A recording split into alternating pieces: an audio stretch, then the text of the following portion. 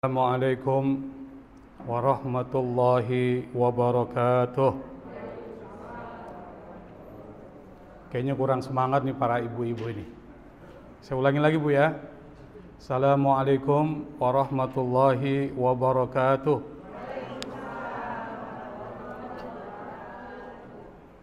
Alhamdulillah wassalatu wassalamu ala sayyidina Muhammad Rasulillah wa ala alihi wa sahbihi wa mawalah wa la hawla wa la quwwata illa billah. Allahumma la sahla illa ma ja'altahu sahla wa anta taj'alu sa'ba awil hadna idha syi'ta sahla birahmatika arhamar rahimin. Amma ba'd.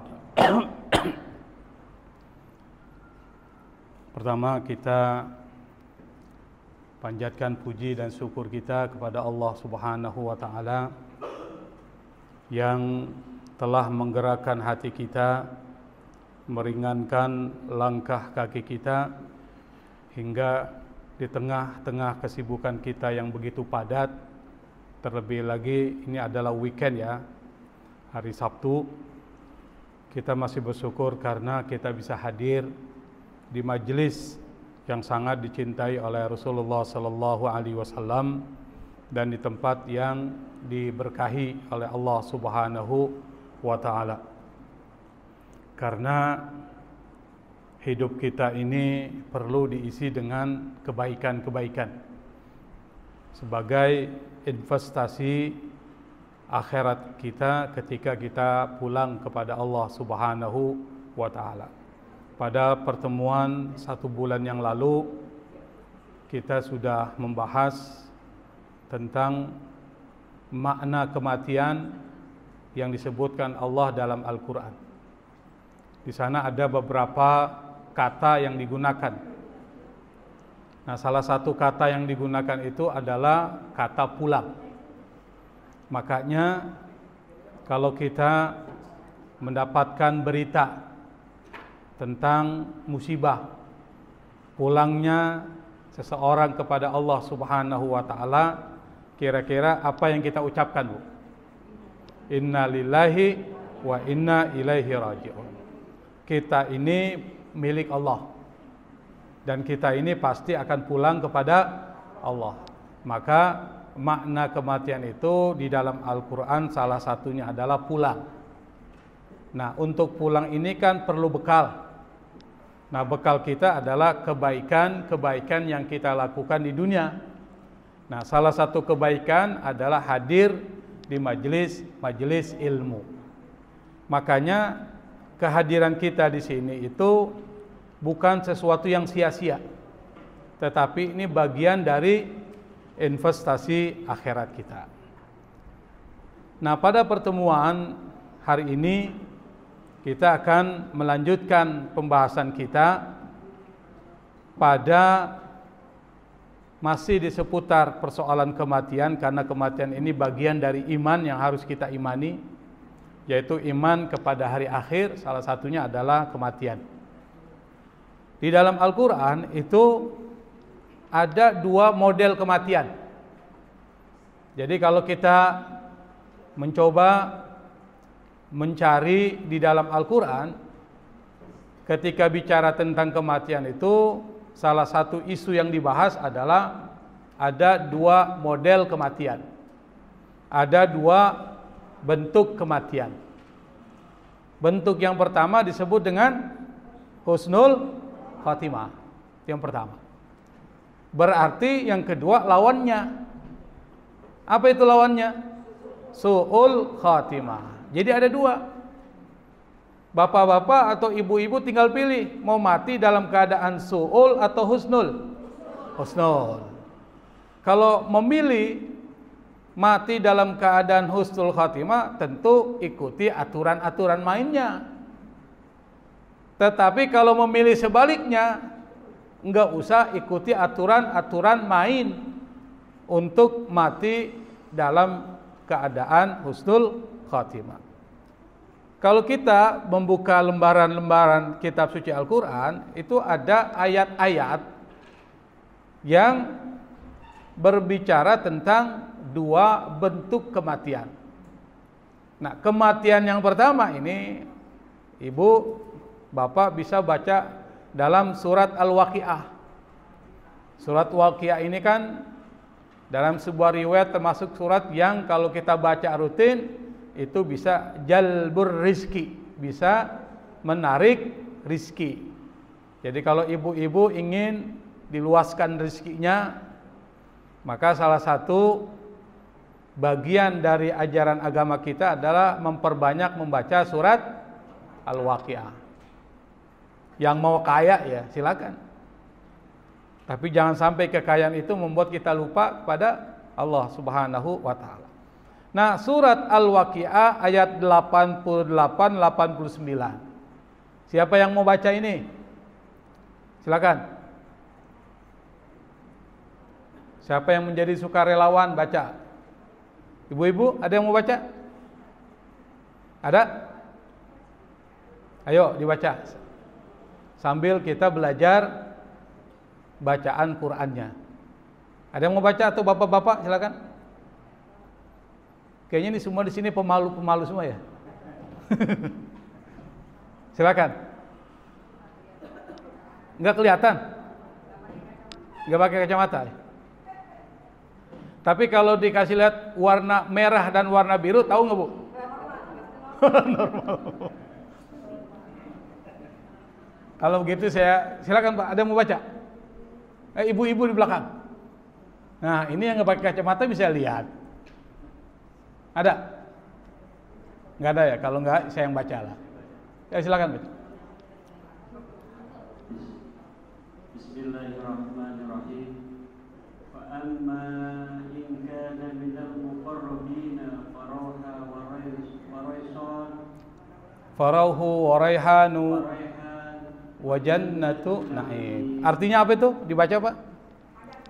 Adapun jika yang mati itu termasuk orang-orang yang didekatkan kepada Allah karena ketaatan dan amal baiknya, maka dia pasti akan memperoleh ketentraman dan rezeki serta surga yang penuh kenikmatan sebagai balasan atas semua yang telah mereka perbuat di dunia. Kira-kira ini matinya mati dalam keadaan buruk atau baik? Husnul khatimah. Jadi dalam Al-Quran itu sudah disebutkan. Apa itu? Kalau orang-orang yang dekat kepada Allah, muqarrabin. Siapa yang dekat kepada Allah? Orang-orang yang menjalankan syariat Allah, terutama rukun Islam. Apa? Salatnya nggak pernah ditinggal. Zakatnya kalau memang hartanya itu sudah harus wajib dikeluarkan, memenuhi nisab dan haul, maka harus dikeluarkan zakatnya. Puasa nggak pernah tinggal, yang wajib-wajib ya. Yang kemudian ibadah haji kalau bagi yang mampu, itu yang standar, yang wajib. Tetapi kalau kita ingin lebih dekat lagi kepada Allah, maka yang sunnah-sunnah harus dijalankan. Kalau yang standar, yang wajib itu biasa kewajiban kita. Tapi kalau kita tambah, misalnya sholat wajib tambah dengan sholat sunnah. Misalnya sholat sunnah qobliyah ba'diyah tambah. Nanti kalau ada waktu malam bangun kita sholat tahajud, ditutup kemudian dengan sholat witir. Matahari terbit sedikit kita sholat apa? Bukan sholat curhat, sholat isyraq, bukan sholat curhat. Sholat curhat. Habis sholat isyraq, lalu muncul waktu jam 7, jam 8, sholat apa lagi? Duha. Kemudian masuk waktu zuhur, sebelumnya sholat sunnah qobliyah zuhur terus. Jadi yang sunnah-sunnah dilaksanakan. Kalau yang wajib sudah dilaksanakan ditambah dengan yang sunnah-sunnah, itu akan menjadi dekat dengan Allah Subhanahu wa taala. Termasuk puasa, bukan cuma yang wajib saja bulan Ramadan, tetapi puasa-puasa sunnah juga dilaksanain. Misalnya Senin Kamis. Kalau kita lebih mampu lagi, puasa Nabi Daud. Nanti kemudian pertengahan bulan apa? Ada pertengahan bulan, kita puasa berapa hari? 3 hari. Tanggal berapa? 13, 14, 15 bulan Arab kita puasa itu. Lalu nanti pada saat bulan Muharram kita puasa lagi. Terutama tanggal 9 dan 10, tambah lagi 11. Kalau yang bagus dari awal, kemudian masuk bulan Rajab, puasa lagi. Kalau bisa 1 bulan Rajab. Puasa Rajab. Nanti datang bulan Sya'ban, puasa lagi. Kalau bisa 1 bulan, berarti udah 2 bulan tuh. Bulan Sya'ban, masuk bulan Ramadan 1 bulan. 30 kali 3 berapa? 90. Pas bulan Syawal tanggal 1 haram puasa. Nanti setelah tanggal 1 Syawal, tanggal 2 seterusnya puasa apa itu? Puasa Syawal. Berapa hari? Berapa hari? 6 hari. Sitan min Syawal. Berarti kalau kita puasa Rajab 1 bulan, puasa Sya'ban 1 bulan, puasa Ramadan 1 bulan, ditambah 6, 96 hari. Supaya lengkap 100 hari, tambah puasa sunnah mutlak. Jadi 100 hari. Ibu sehat. Insya Allah akan sehat.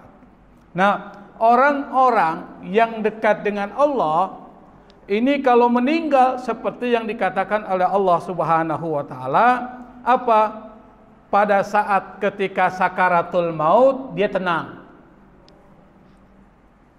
Bukan cuma itu, sebelum sakaratul maut dia telah diberikan rezeki oleh Allah, amal-amalnya di akhir hidupnya itu kebaikan semua. Nanti kita akan jelaskan tanda-tanda orang yang husnul khatimah. Nanti pada saat ketika dia meninggal, malaikat turun. Kata malaikat, Allah takhafu wa la tahzanu. Jangan khawatir, jangan sedih hati. Ini tempatmu sudah dikasih lihat di surga. Kalau ibu lagi mimpi dikasih lihat surga, senang gak bu? Lagi mimpi nih, ini kasih lihat yang enak-enak tuh, segar nggak? Senang nggak? Senang. Tapi kalau mimpi dikasih lihat pun kuntilanak, gimana bu? Mau ibu tidur terus atau bangun? Bangun aja dah. Tapi kalau lagi mimpi enak dikasih lihat surga dan seterusnya, kira-kira mau bangun nggak? Nggak mau bangun tuh. Sama nanti pada saat ketika kita meninggal dunia, sebelum meninggal dikasih lihat tuh.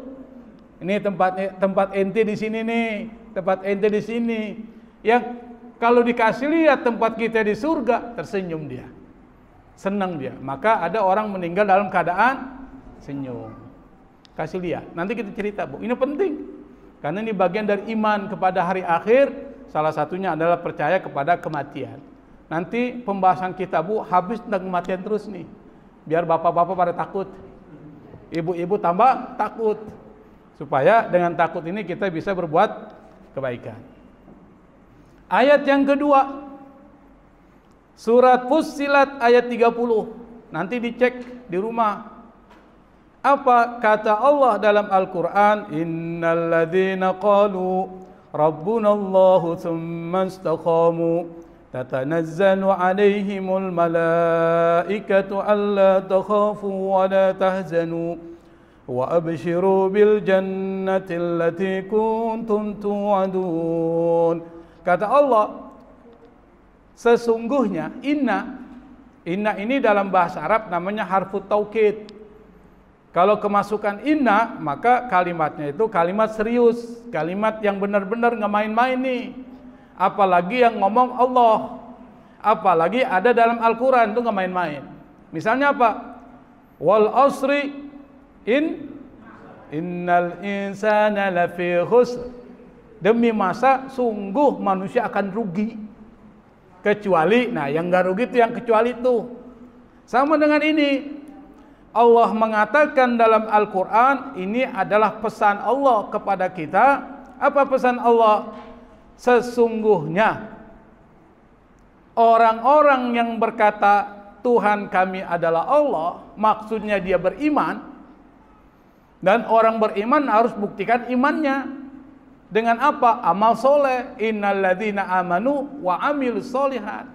Kalau cuma iman di bibir tapi tidak diterjemahkan dalam perbuatan, itu belum dikatakan iman. Iman itu adalah gabungan antara ucapan, hati, dan perbuatan, itu iman. Kalau cuma ngomong doang, hatinya nggak beriman, perbuatannya enggak, itu nggak dianggap beriman. Atau hatinya beriman tapi nggak diucapin, kalau mati masuk neraka. Hatinya beriman nih sama Allah, tapi nggak diucapin.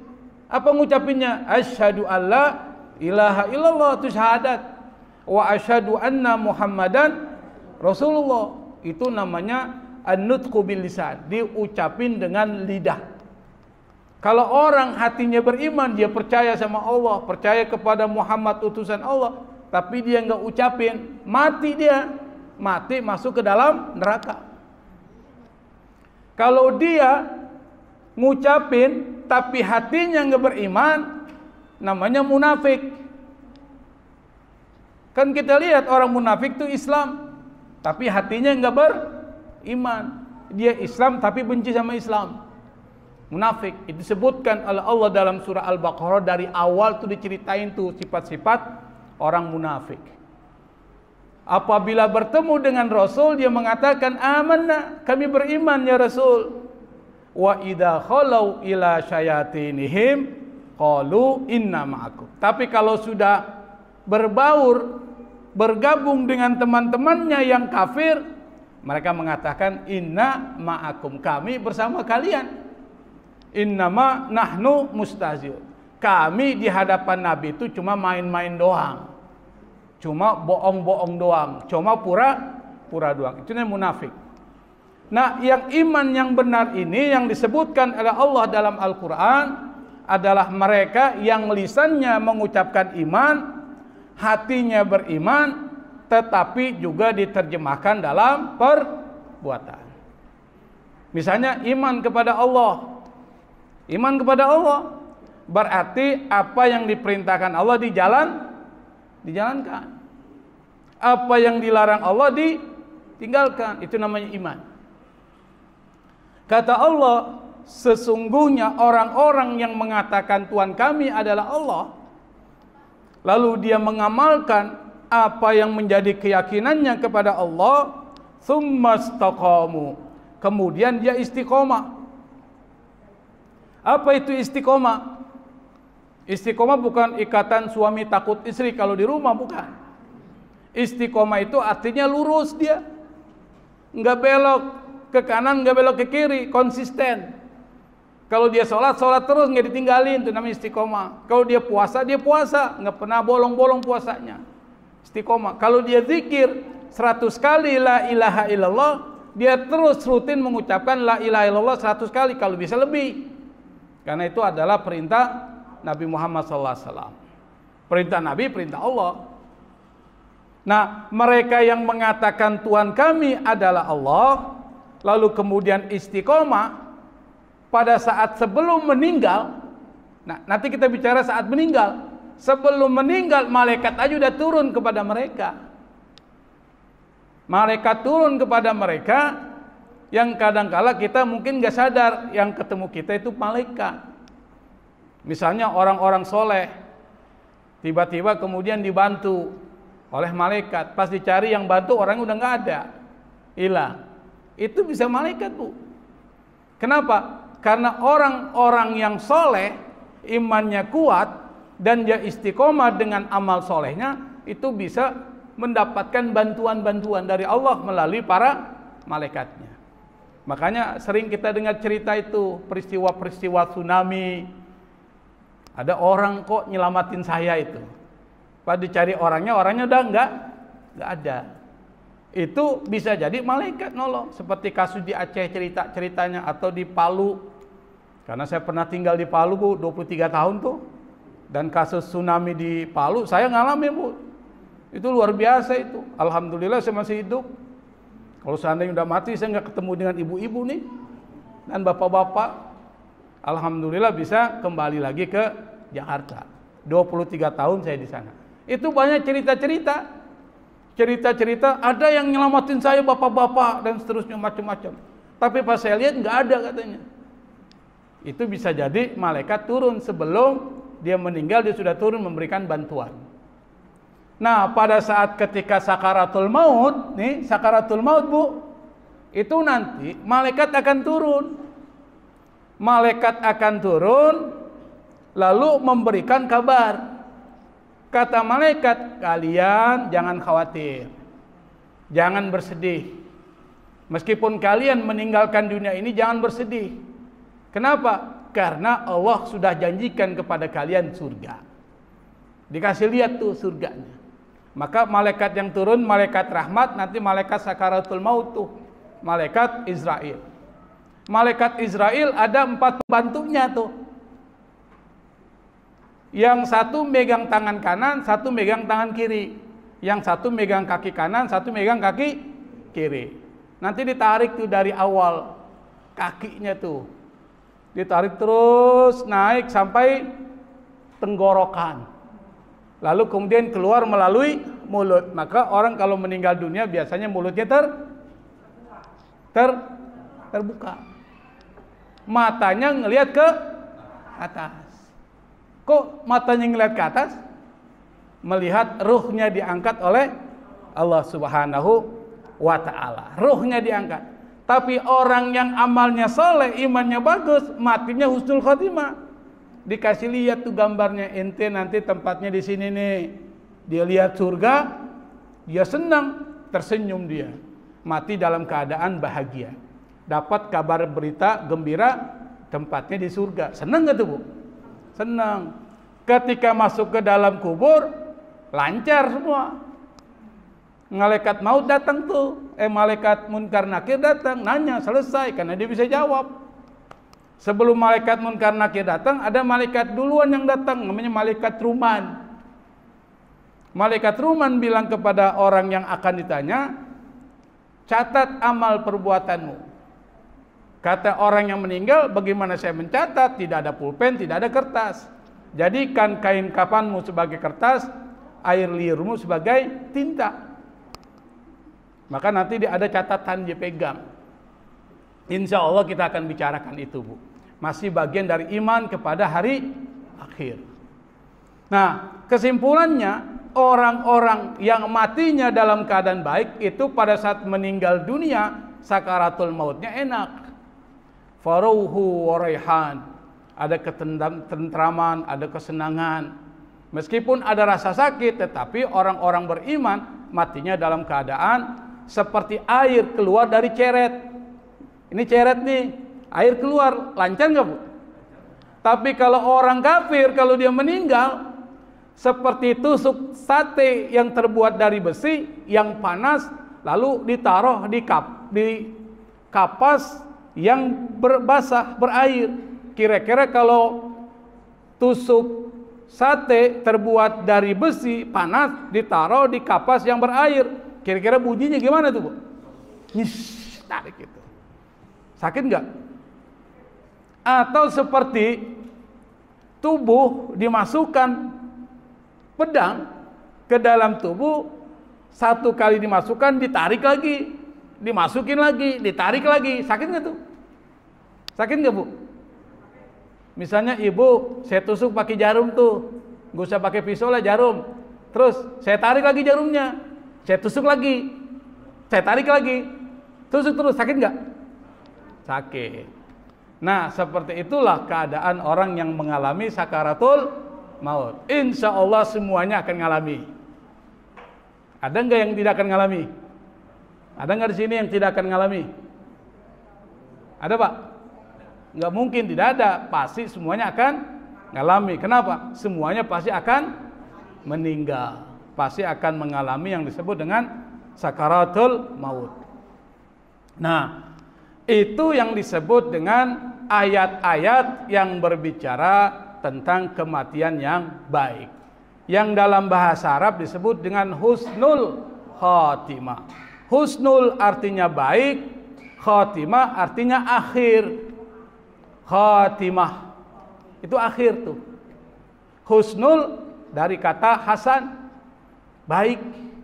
Maka digabungkanlah, kemudian diambil menjadi bahasa Indonesia, ada di dalam Kamus Besar Bahasa Indonesia disebut dengan husnul khatimah.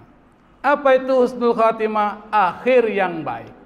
Maksudnya apa? Seorang hamba sebelum meninggal dia diberikan taufik, hidayat, petunjuk, arah untuk menjauhi semua yang dapat menyebabkan kemurkaan Allah Subhanahu wa ta'ala. Orang kalau hidupnya, matinya dalam keadaan husnul khatimah, sebelum meninggal yang baik-baik yang dia lakuin tuh, Bu. Yang baik-baik. Misalnya tiba-tiba dia taubat. Tiba-tiba sholatnya yang dulu bolong-bolong jadi bagus. Dulu puasanya kadang-kadang puasa, tiba-tiba puasanya bagus. Yang sunnah dia laksanain, sholat-sholat sunnah dia jalankan, itu jadi bagus semua itu. Tanda-tanda orangnya bagus nih. Kenapa? Karena amal perbuatan kita itu tergantung di akhirnya, bukan di awal, di akhir.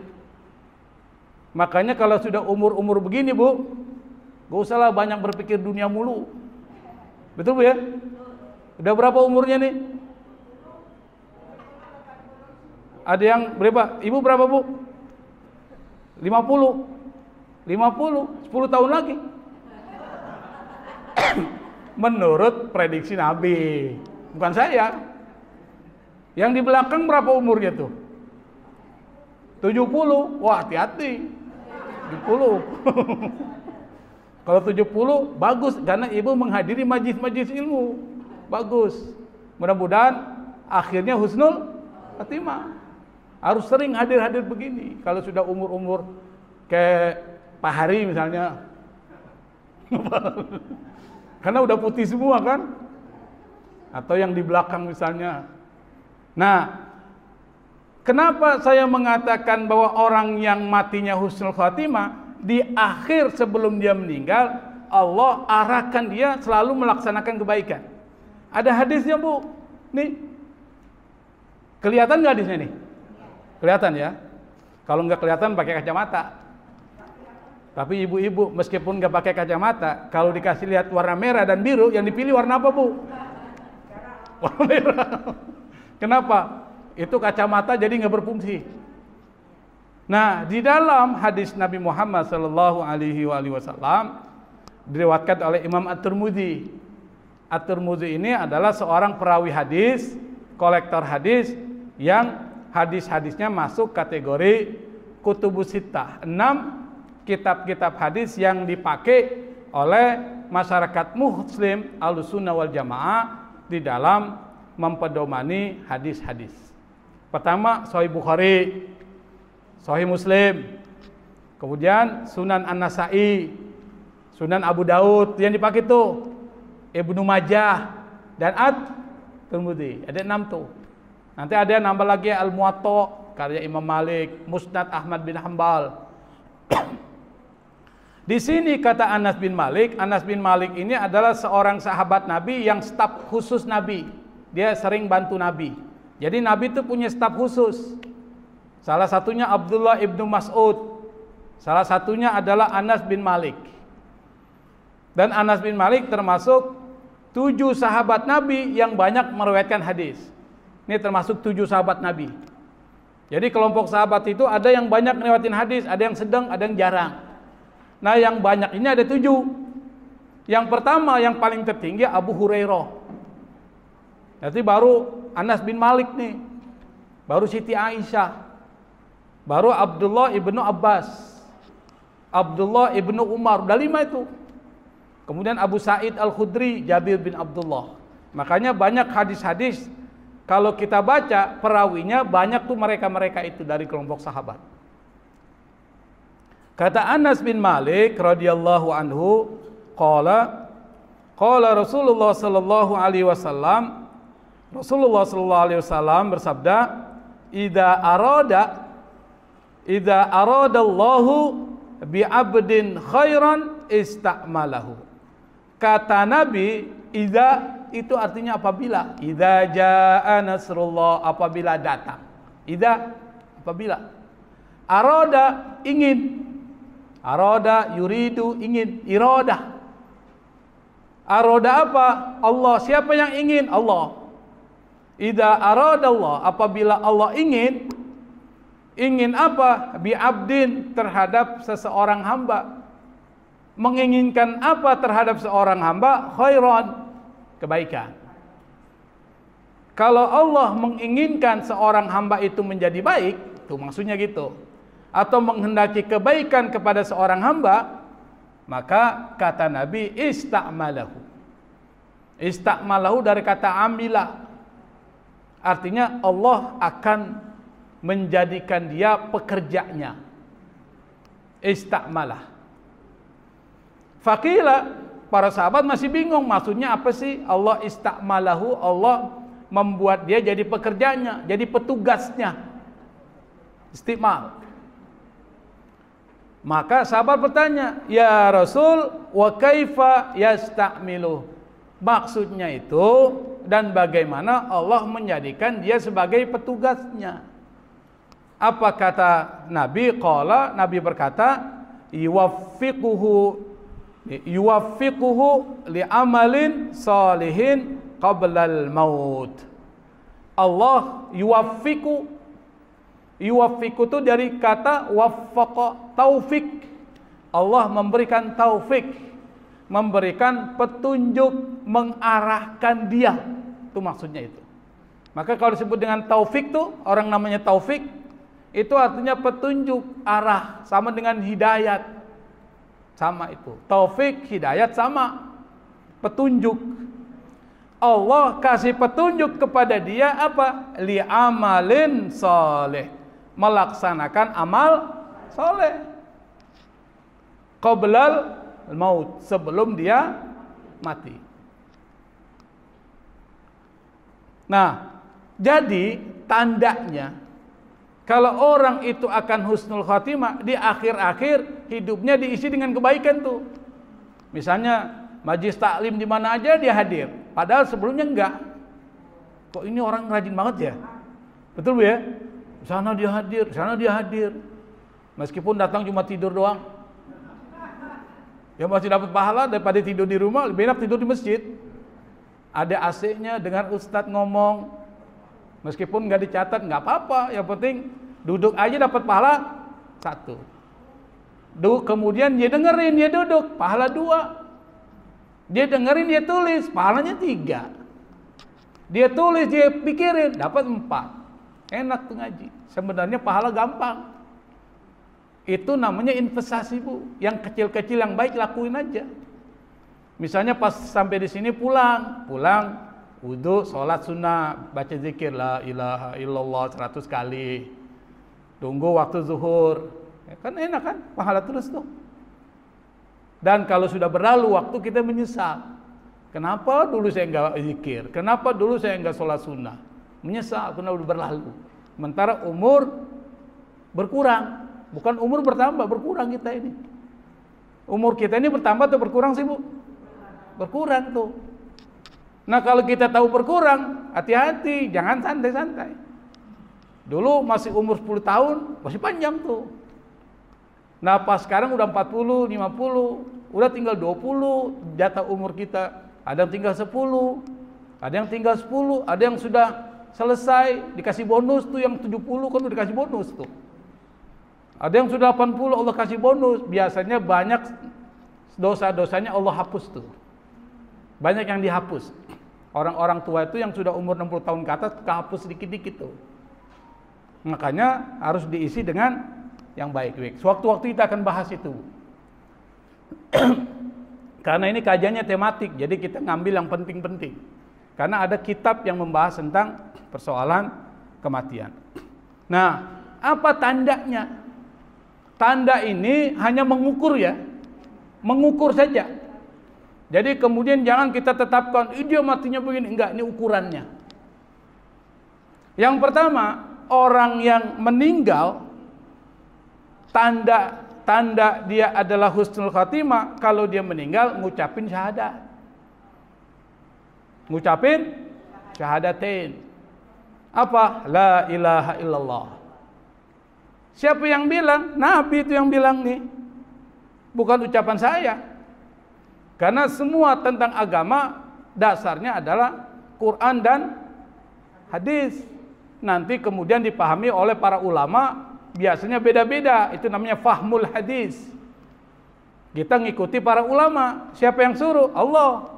Fas'alu ahla dzikri in kuntum la ta'lamun. Tanya kepada ulama kalau kalian nggak tahu. Karena ulama yang mampu memahami hadis, ulama yang mampu memahami Quran. Kalau kita memahami Quran tanpa bantuan dari para ulama-ulama tafsir, kita bisa tersesat, Bu. Gitu maksudnya. Nah, dari Mu'adz bin Jabal ini adalah seorang sahabat Nabi yang cerdas. Pengetahuannya luas sehingga dia dijadikan oleh Nabi sebagai duta besar. Jadi duta besar yang pertama di dalam Islam itu Mu'adz bin Jabal nih. Dia ngerti tuh yang halal dan haram, dia ngerti faraid, dia ngerti persoalan-persoalan hukum, fikih, dia paham. Mu'adz bin Jabal. Dia pernah diutus oleh Nabi ke satu tempat namanya Yaman untuk jadi gubernur. Sebelum diutus, Nabi tes. Ya Mu'adz, kalau seandainya engkau dihadapkan oleh satu persoalan yang membutuhkan solusi hukum, bagaimana engkau memberikan putusan? Apa kata Mu'adz? Aqdi bi kitabillah. Saya putuskan dengan Al-Quran. Jadi sumber pertama Quran. Kata Nabi, kalau tidak ditemukan jawabannya dalam Al-Quran, kata Mu'adz, aqdi bi sunnati Rasulillah. Saya akan memutuskan dengan sunnah Rasul. Jadi sumber hukum kedua sunnah, itu jadi sumber tuh. Lalu kemudian kata Nabi, fa in lam tajid fi sunnati Rasulillah fa bima taqdi. Kalau seandainya engkau tidak dapatkan dalam sunnah Nabi, kira-kira bagaimana engkau memutuskan? Apa kata Mu'adz? Ajtahidu ra'yi. Saya berijtihad dengan akal pikiran. Maka sumber hukum yang ketiga akal. Makanya jangan buat akal ini tertidur, jumut, stagnan. Tapi dioptimalkan akal ini. Sewaktu-waktu kita akan bicara. Kalau saya bicara panjang nih ceritanya tentang akal. Nah, kata Mu'adz bin Jabal, dia mengatakan, meriwayatkan dari Rasulullah Shallallahu Alaihi Wasallam bersabda, man kana, nih kelihatan Bu? Kelihatan nggak? Man kana, barang siapa yang akhiru kalamihi, akhir perkataannya, la ilaha illallah, tidak ada Tuhan selain Allah, dakhalal jannah. Apa artinya dakhala? Masuk jannah, surga. Berarti kata Nabi, orang yang akhir ucapannya la ilaha illallah, maka masuk ke dalam surga. Makanya muncul syariat talqin sebelum orang itu meninggal. Nabi suruh laqinu mautakum bila ilaha illallah. Kata Nabi, talqinkan orang yang akan meninggal di antara kalian supaya ngucapin la ilaha illallah. Maka sebelum orang itu meninggal harus ada yang nuntun. Jangan banyak-banyak, cukup satu orang aja di dalam kamar. Yang lain suruh keluar. Ini kadang-kala orang-orang kita, orang meninggal pada ngumpul semua di dalam. Akhirnya dibikinlah konten video YouTube, difilmkan, orang mau mati difilmin, upload di YouTube, kan kurang ajar itu, kurang etis, nggak boleh. Itu sesuatu yang tidak boleh diekspos. Kalau ada orang itu suruh keluar, cukup satu orang dari keluarganya yang pandai, yang soleh. Perempuan-perempuan yang nggak pakai jilbab keluar, masuk pakai wudhu, baca Yasin, baca surah Ar-Ra'du, baca surat Yasin. Jangan ngobrol, keluar. Jangan nanya warisan. Nanya, Pak, warisan gimana Pak? Warisan. Orang mau mati nanya warisan. Suruh keluar satu orang, nuntun yang akan meninggal, suruh ngucapin apa? La ilaha illallah. Cukup. Kalau dia sudah bilang la ilaha illallah, nggak usah lagi ditalkin. Selesai. Jangan dipaksa. Ucapin lagi Pak, ucapin lagi. Jangan. Biarin, selesai. Kalau seandainya setelah ditalkin dia bilang la ilaha illallah tuh, tiba-tiba ada keluarganya datang ngenyunguk, ngajakin ngomong. Dia ngomong, talkin ulang. Kenapa? Karena akhirnya bukan la ilaha illallah, dia ngobrol tuh. Talqin ulang. Talqin lagi. Dia ngucapin la ilaha illallah. Ada lagi keluarganya datang ngajak ngomong. Talqin lagi. Paham Bu ya? Nanti ibu masih ada orang tuanya enggak? Suaminya masih ada. Kalau suaminya meninggal, tuh talqin, ajarin. Yang lain suruh keluar, ibu yang talqin. Karena ibu udah tahu ilmunya. Jangan yang tidak tahu ilmunya nanti bikin susah orang. Nah, kalau dia terus sudah ditalqin, tidak ngomong lagi tentang urusan dunia, dia meninggal. Itu yang disebut man kana akhiru kalamihi la ilaha illallah dakhalal jannah. Siapa yang akhir perkataannya sebelum meninggal la ilaha illallah, maka masuk ke dalam surga. Makanya kalau lagi sakit Bu, nih sakit nih. Sakitnya itu sudah sakit akhir sudah. Kita merasa kayaknya nih sakit saya ini sakit terakhir nih. Bukan sakit-sakit biasa ya. Sakit mengantarkan kepada kematian. Maka banyak baca kulhu. Banyak baca surat kulhu. Apa kulhu? Al-Ikhlas. Apa Al-Ikhlas? Kulhu. Dibolak-balik. Kalau dibaca qul huwallahu ahad. Baca itu, baca aja terus. Kenapa? Ana satu riwayat Bu. Apa? Riwayatnya adalah kalau orang meninggal sebelumnya dia membaca surat kulhu al-ikhlas, itu nanti pada saat ketika meninggal masuk dalam kubur, malaikat munkar nakir nggak tanya dia. Itu ada riwayatnya. Jadi ada orang-orang yang ketika meninggal itu nggak ditanya oleh malaikat munkar dan nakir. Tapi pada umumnya semua ditanya. Yang tidak ditanya adalah nabi dan rasul. Itu satu. Kenapa nabi dan rasul nggak ditanya? Oh, nabi ditanya siapa Tuhanmu? Kira-kira masuk akal nggak Bu?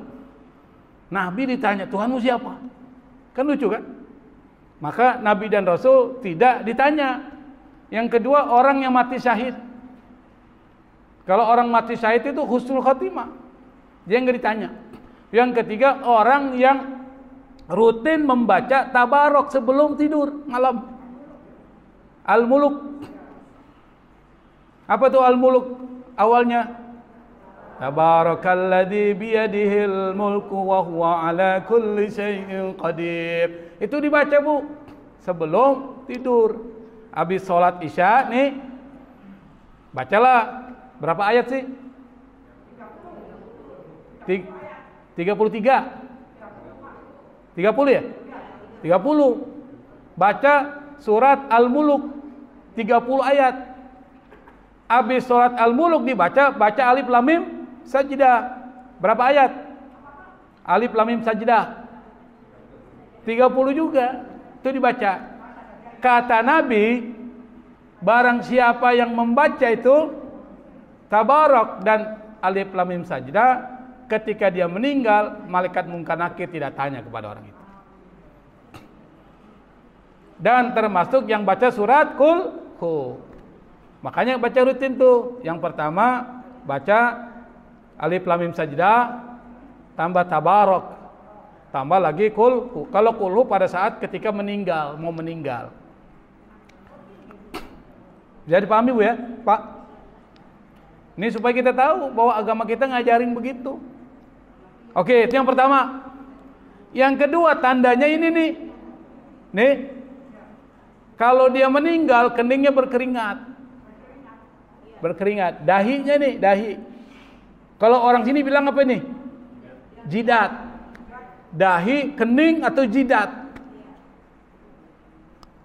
Apa? Nabi yang bilang tuh, al-mu'minu yamutu bi'araqil jabin. Orang beriman meninggalnya bi'araqil jabin. Al-jabin ini dahinya, jidatnya. Araq ini berkeringat. Jadi orang beriman ketika meninggal jidatnya berkeringat. Nah, para ulama dalam memahami hadis ini berbeda pendapat. Kenapa? Karena hadis ini memberikan multi interpretasi, bisa banyak penafsiran. Apa? Penafsiran yang pertama yang mengatakan, kata Imam Al-Iraqi, ini saya ngutipnya bahasa Arab ya, nggak sempat saya terjemahkan, tapi saya terjemahkan sekarang. Kata Al-Iraqi, seorang ulama hadis, dia mengatakan ikhtalafa fi makna hadal hadis. Para ulama ikhtilaf, berbeda pendapat, fi makna, dalam pengertian hadal hadis, hadis ini. Apa? Faqila, ada yang mengatakan inna araqal jabin, yang dimaksud dengan dahinya berpeluh itu adalah karena dia lima yu'aliju min syiddatil maut, karena dia menghadapi kerasnya kematian. Kenapa? Karena orang kalau meninggal itu berat. Berat yang pertama, dia mengalami rasa sakit karena ruhnya dicabut. Sesuatu yang melekat dalam diri kita kalau dicabut kan sakit. Yang kedua, berat yang kedua, berat secara psikologis. Kenapa? Dia akan meninggalkan anak istrinya, dia akan meninggalkan anak suaminya, dia meninggalkan orang tuanya, meninggalkan kerabatnya, berat tuh. Yang ketiga, godaannya berat, karena pada saat ketika orang meninggal dunia itu dua setan datang kepada dia, dua setan. Setan yang pertama yang diutus oleh raja setan menyerupai wajah bapak kita. Setan yang kedua menyerupai wajah ibu kita. Datang yang pertama menyerupai wajah bapak kita. Nah, keluar kau dari Islam, masuk agama Yahudi yang terbaik. Kalau seandainya kita terpengaruh karena yang ngomong kayaknya bapak kita ini, dia bilang begitu, itu sudah dianggap murtad. Tapi kalau kita tahu karena kita pernah ngaji, nih setan yang datang nih, diusir tuh, diusir. Kira-kira menyerang nggak? Yang kedua muncul wajah ibu. Biasanya kalau ibu yang datang tersentuh orang, karena dia tahu nih yang datang ini bukan ibunya, nggak mungkin ibunya datang. Adalah setan, dia usir, selamat dia. Tapi kalau dia terpengaruh karena ibunya bilang, nah, ukhruj min hadzal din, keluar dari agama ini, kemudian wadkhul fi nasraniyah, masuk ke dalam agama Nasrani, disuruh. Kalau terpengaruh, nah berat sudah. Tapi kalau dia terpengaruh, dia usir. Itu berat, Bu. Makanya ada orang bilang pas mau meninggal, tadi bapak datang dari bapak, iya kan? Ada yang begitu, Bu? Tadi ibu datang tuh, pada dengar kan? Itu setan tuh. Hati-hati, jangan terpengaruh. Ibu datang menjemput, emangnya siapa datang menjemput? Orang dia sudah meninggal di alam arwah kok menjemput? Jadi nggak ada namanya bahasa orang tua kita bergentayangan rohnya, nggak ada tuh.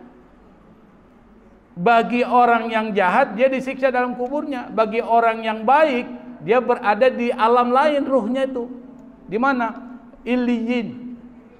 Di tempat tertinggi yang disebut dengan Illiyin, ada satu wilayah namanya Darul Baydha, tempat yang putih itu namanya Darul Baydha, yang di situ yajtami'u fihil arwah. Disitulah berkumpul para ruh, di situ ruh itu saling bercerita. Kalau ada orang meninggal, orang baik beriman, datang tuh ruhnya dibawa oleh malaikat. Orang-orang ruhnya yang ada di sana tanya, bagaimana keadaan saya punya istri, bagaimana keadaan anak saya, ditanya itu. Itu ceritanya begitu. Bisa dipahami, Bu ya?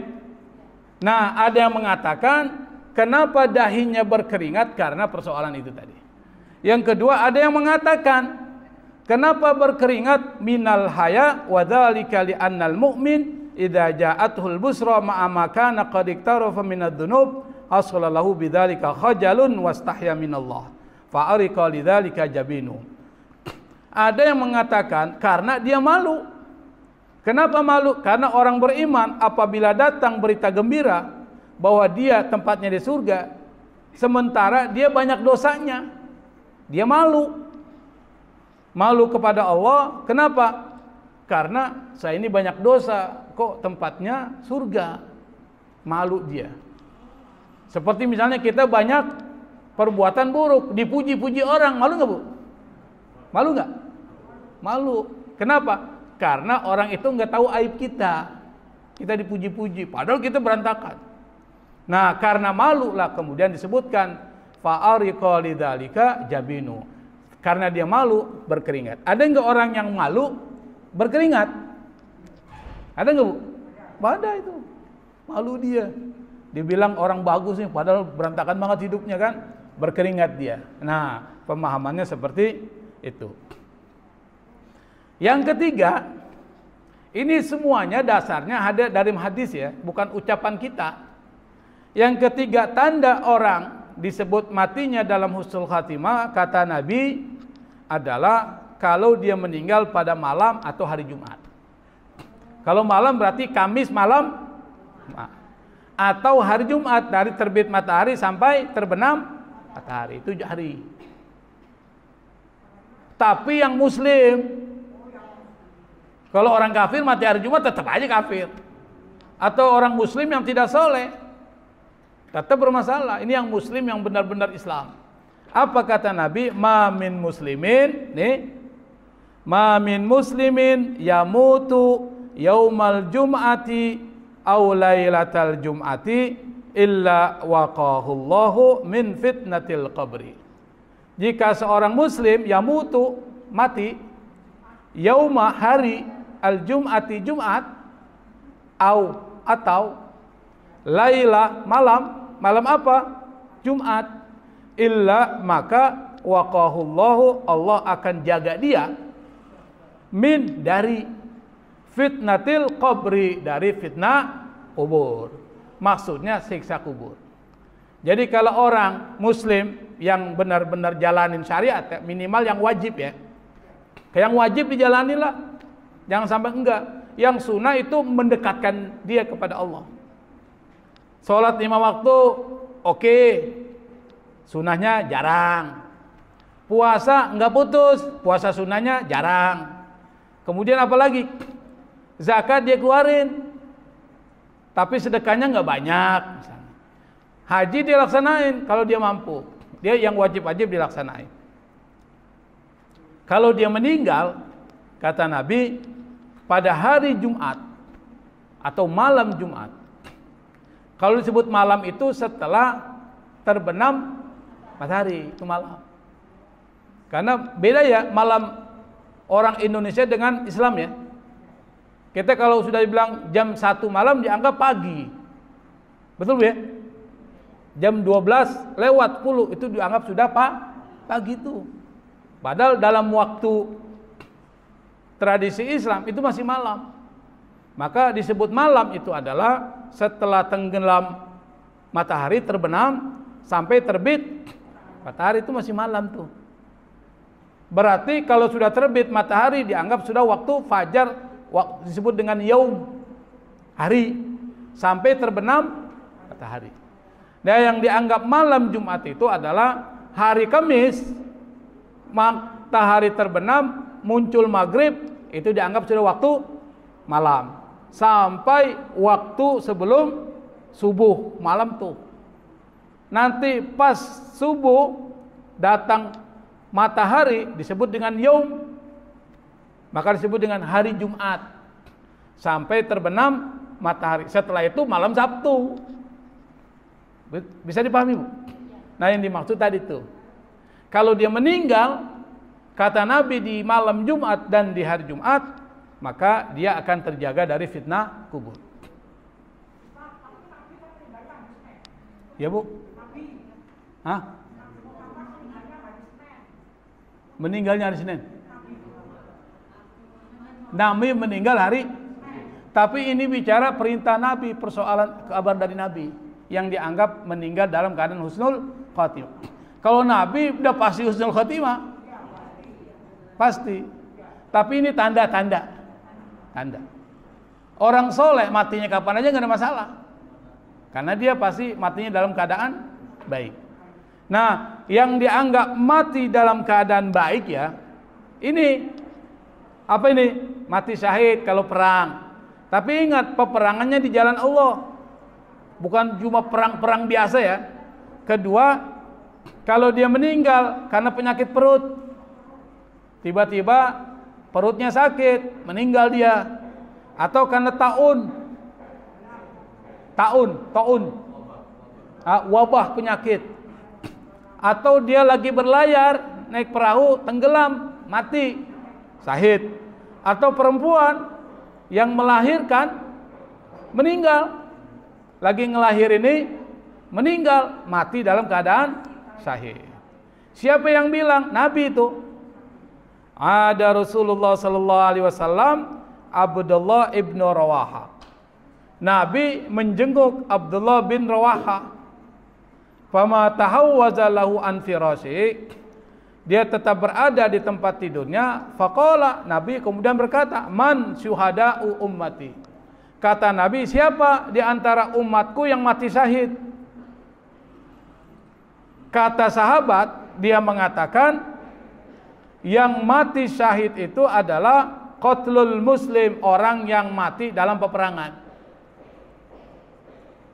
Nabi mengatakan, kalau orang mati dalam peperangan dianggap syahid, tentu yang syahid itu nggak banyak dong, kata Nabi. Idzan laqalil. Idzan laqalil. Kalau begitu qalil, apa qalil? Sedikit. Kalau banyak, katsir. Tuh bahasa Arab, qalil sedikit. Lalu Nabi mengatakan, qatlul muslimi syahada, kalau orang muslim meninggal di dalam peperangan mati syahid, wa ta'unu syahada, mati karena penyakit ta'un mati syahid, wal batnu perut, mati karena penyakit perut mati syahid, wal gharaku tenggelam, mati karena tenggelam mati syahid, wal mar'atu yaqtuluha waladua, dan perempuan yang dibunuh oleh anaknya dalam keadaan hamil. Maksudnya bukan dibunuh, tapi yang mati melahirkan. Kan dianggap anaknya membunuh ibunya, kan bukan gitu kan? Mati melahirkan, maka dianggap mati syahid. Nah, orang-orang yang tadi itu matinya dalam keadaan husnul khatimah. Ada husnul khatimah, berarti ada lawannya. Su'ul khatimah. Kata su'ul itu buruk, khatimah akhir. Maka su'ul khatimah itu adalah akhir kehidupannya buruk. Ini ayatnya nih, saya mau membaca. Man yuridu ay yaqra. Siapa yang mau baca? Ada yang mau baca? Ada? Enggak ada? Enggak ada ya?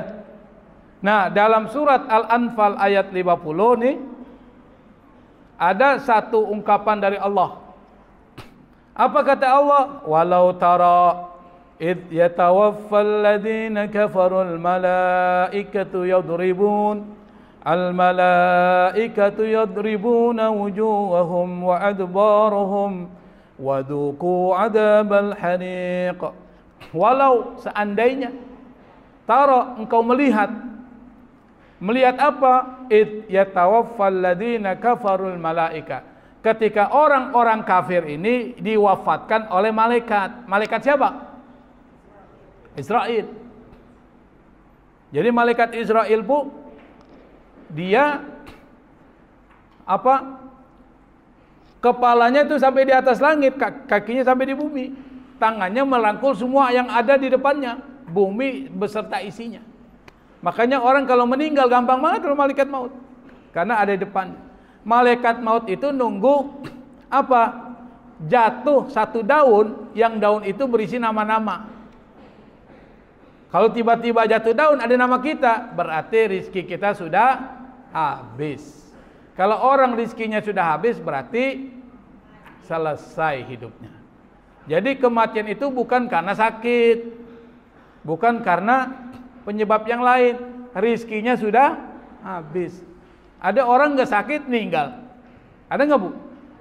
Lagi duduk-duduk aja, tiba-tiba meninggal. Kenapa? Rizkinya sudah habis, masa hidupnya sudah selesai. Karena apa? Pohon yang ada di Sidratil Muntaha itu ada nama-nama kita itu. Nah, jatuhlah nama pohon apa daun tersebut yang di situ tertulis nama kita. Maka disitulah malaikat mulai melihat.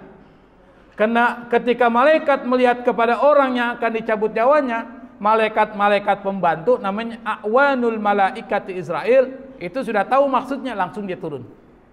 Ke siapa? Ke orang yang akan dicabut nyawanya. Kalau sudah ditarik oleh malaikat-malaikat pembantu, sudah sampai ke tenggorokannya, maka malaikat itu tahu ini adalah saatnya dia. Karena yang mendorong siapa? Malaikat-malaikat pembantu itu mendorong ruhnya. Ruhnya didorong sampai keluar ke kerongkongan. Pas dari kerongkongan baru dicabut oleh malaikat maut. Nanti kita akan cerita malaikat maut seperti apa. Mudah-mudahan ibu nanti ketemu tuh malaikat Israel. Ketemu nanti. Nanti kita bicara rupanya seperti apa. Kita akan bicara. Yang mungkin kita nggak pernah tahu kan rupa malaikat Israel kan. Nanti kita akan tahu melalui hadis-hadis Rasulullah SAW. Kita lanjutkan. Kalau seandainya engkau melihat bagaimana malaikat maut mencabut nyawanya orang-orang kafir, bagaimana caranya? Yadribuna wujuhahum. Malaikat maut beserta para pembantunya, maka disebut dengan malaika. Malaikat itu jamak dari malak. Berarti lebih dari satu. Yadribuna wujuhahum, mereka memukul wajah orang-orang kafir itu, dipukul. Wa adbarahum, punggung mereka dipukul. Lalu mereka mengatakan, waduku adzabal hari, rasakan adab yang pedih, adab yang membakar. Nah, ayat ini berbicara tentang orang yang mati dalam keadaan su'ul khatimah, buruk. Siapa itu? Tandanya. Tadi kita sudah jelaskan tanda orang mati dalam keadaan husnul, sekarang su'ul. Maka kalau punya anak jangan namain su'ul khatimah, Bu. Namain husnul khatimah. Jangan salah itu. Yang pertama, orang yang mati dalam keadaan su'ul khatimah tandanya suka ngomongin yang kotor-kotor. Yang itu mendatangkan kemurkaan Allah. Kalau dia mau meninggal, ngeluh terus. Mau meninggal nih, Bu, ngomongnya macam-macam kotor, jelek. Apalagi ngeluh, Allah disalahin lah, ini disalahin dan sebagainya. Itu hati-hati tuh, tanda tuh. Jangan sampai, Bu, ya. Kalau mau meninggal nanti pada saat sakaratul maut, lebih bagus zikir. Baca apa? Udah lupa, Ibu. Baca apa, Bu? Surat Al-Ikhlas. Baca surat Al-Ikhlas, baca istighfar, minta ampun sama Allah. Tuh kalau lagi sakit, jangan komplain terus, nyalain orang, ngomong-ngomong kotor, sebagainya. Itu satu. Kenapa? Karena diceritakan nih, ada orang namanya Abdul Aziz bin Ruwad. Dia menghadiri seorang laki-laki yang menghadapi sakaratul maut. Orang itu ditalkin, suruh ngucapin la ilaha illallah. Tapi malah orang yang diarahkan, dituntun talkin, malah mengucapkan kalimat-kalimat, bukan kalimat tauhid, tapi kalimat-kalimat kafir. Kalimat-kalimat yang gak pantas diucapin pada saat ketika akan meninggal. Dan orang itu di akhir kalimatnya bukan kalimat tauhid, tapi kalimat-kalimat yang gak benar tuh. Maka matinya dalam keadaan gak bagus. Satu. Ini diceritakan. Maka supaya omongan kita pada saat sakit menjelang kematian kita, itu dianjurkan jangan mengucapkan kata-kata yang kotor. Jangan mengata-ngatai orang. Jangan komplain kepada Allah. Jangan suuzon kepada Allah. Apa suuzon? Buruk sangka, jangan.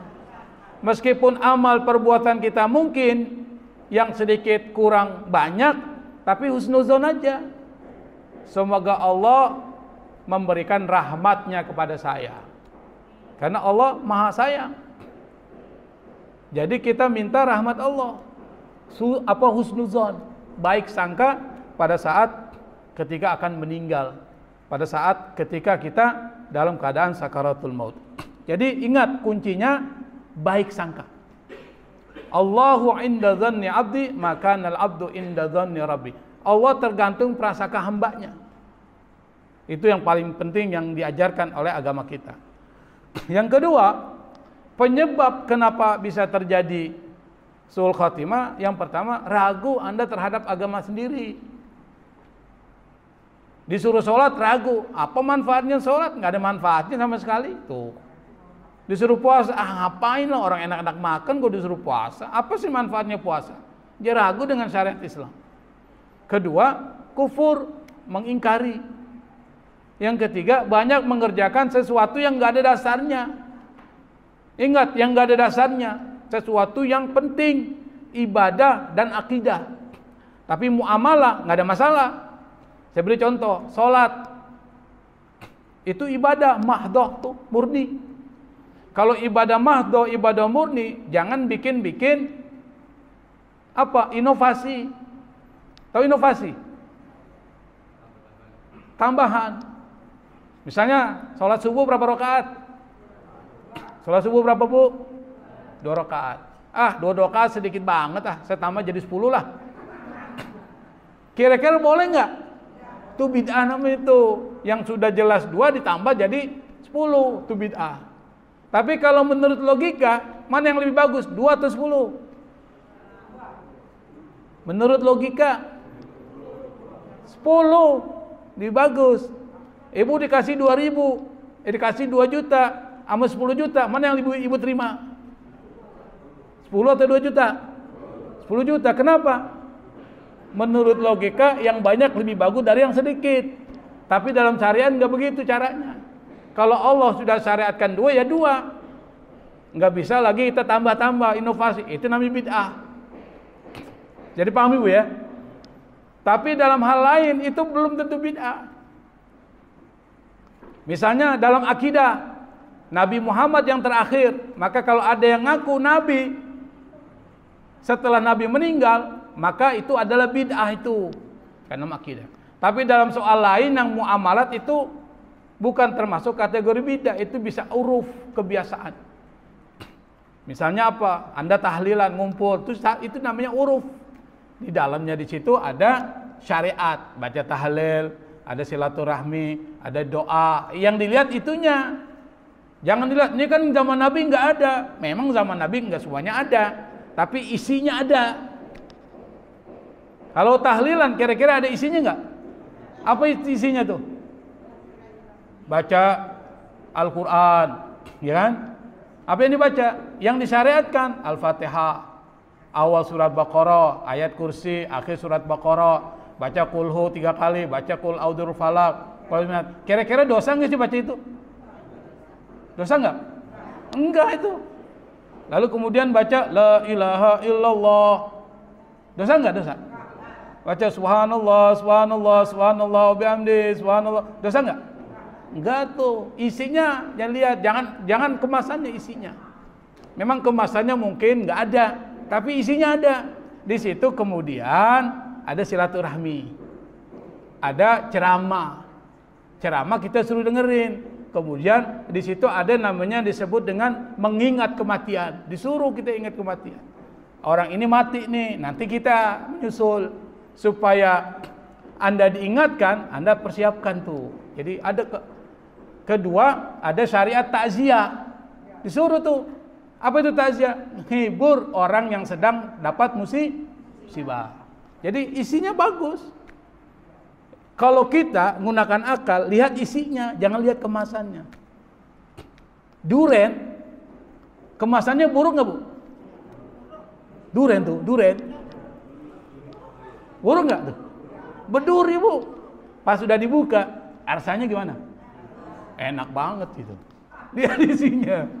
Mumpung belum musim durian kan? Sudah musim durian Pak? Belum. Nanti kalau ada musim durian kita makan durian depan tuh. Yang berikutnya adalah nunda taubat. Makanya orang yang meninggal dalam keadaan baik, Allah arahin tuh. Tiba-tiba dia taubat, tiba-tiba sholatnya bagus. Yang ketiga tidak konsisten dalam ketaatan kepada Allah. Sholatnya bolong-bolong, kadang dia sholat, kadang tidak. Kadang dia puasa, kadang tidak. Bolong-bolong, gak istiqomah. Sementara kalau dia istiqomah, tatanazzalu alaihimul malaikat. Yang keempat, Panjang angan. Angan terhadap dunia lebih tinggi daripada akhirat. Kalau ada azan, dia masih kerja nih. Kerja lebih dulu. Azan masih banyak kan. Akhirnya selesailah waktu maghrib, tinggal waktu isya. Masih ada waktu. Nah, itu yang dimaksud hati-hati. Ada satu cerita, Bu. Cerita ini diceritakan oleh di dalam kitab Mukhtasar Al-Qurtubi ini. Ada seorang ulama ahli ibadah. Namanya Barsiso. Ini dalam kitab Mukhtasar Al-Qurtubi diceritain terakhir ya. Masih ada waktu sampai jam 10. Dia ini ahli ibadah. Dan orang yang sampai 70 tahun itu nggak pernah putus ibadahnya. Sampai Allah berikan kemampuan kepada dia itu bisa nyembuhin orang sakit dan orang gila. Dengan dipegang aja sembuh. Hebat kan? Hebat. Sampai malaikat membanggain ini. Seorang ahli ibadah di zaman Bani Israel namanya Barsiso. Malaikat bangga-banggain sampai Allah mengatakan, kamu hanya lihat permukaan, tidak lihat dalam hatinya. Sampai-sampai malaikat khawatir jangan-jangan ada sesuatu terjadi kepada orang yang bernama Barsiso ini. Ternyata iya. Satu ketika ada seorang raja, putrinya itu kena penyakit gila. Ada orang merekomendasikan dia, taruh aja itu di rumahnya Barsiso untuk diobati. Dibawalah oleh pasukan dari raja itu, putri raja ini ke satu tempat ibadahnya Barsiso, di tempat yang sangat tersembunyi, yang sangat jauh. Awal mulanya dia nggak mau terima. Karena apa? Karena putri itu akan ditempatkan di dalam rumahnya. Dia nggak mau tuh, takut muncul fitnah kan?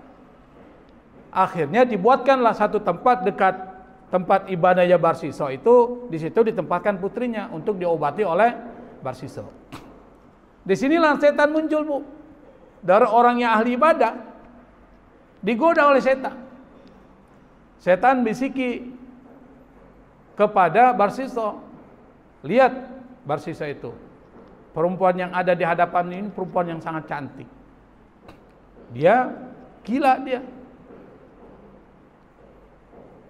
Dia goda untuk supaya Barsiso menggauli putri itu. Dia bilang, kalau engkau gauli dia kan juga nggak tahu dia gila. Akhirnya terpengaruh. Nanti kau gauli dia, setelah itu kau taubat. Di setan kan pintar, Bu. Karena setan sudah bilang sama Allah, saya akan goda anak cucu Adam dari jalan manapun. Akhirnya setelah digoda, tergoda dia, digauli dia. Setelah selesai digauli, setan datang lagi ke Barsiso, dibilang, celaka engkau wahai Barsiso. Engkau sudah menghamili anak orang, sudah menggauli anak orang. Ingat, ini anak raja. Jangan sampai kau ketahuan. Kalau kau ketahuan, hancur reputasimu seorang ahli ibadah dan orang yang mampu menyembuhkan. Dan ingat, kau pasti akan dibunuh oleh raja dan pasukannya. Lalu dalam hati Barsiso, apa yang harus saya lakukan?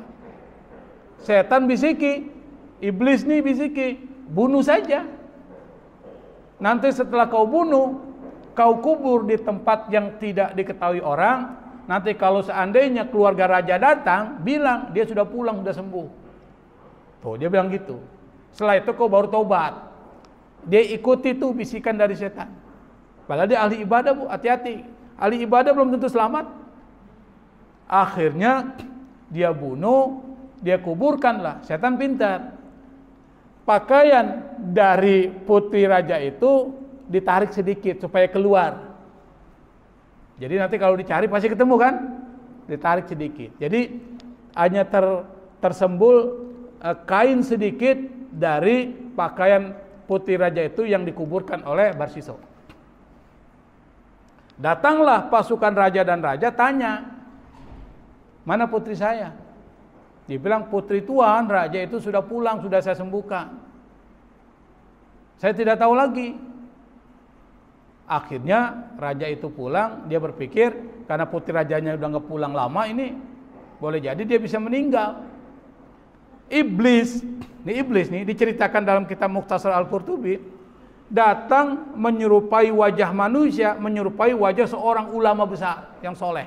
Datang kepada raja, dia cerita, putrimu wahai raja itu sebenarnya bukan pulang, bukan disembuhkan, tapi dia sudah diperkosa, sudah dibunuh, dan dia sekarang dikuburkan di satu tempat, disebutin tempat itu, coba kau cari di sana. Akhirnya dicari tuh tempat itu, ketemu. Kenapa? Karena iblis sudah kasih petunjuk tuh. Pakaian sedikit itu dikasih keluar sehingga kelihatan. Pas digali ternyata putri raja yang dibunuh oleh Barsiso. Barsiso ditangkap lalu disalib. Karena hukuman orang-orang Bani Israel itu kalau ingin merendahkan tuh disalib. Makanya Isa yang dianggap dibunuh, padahal yang dibunuh adalah Yudas Iskariot, itu yang diserupakan dengan wajah Isa alaihissalam.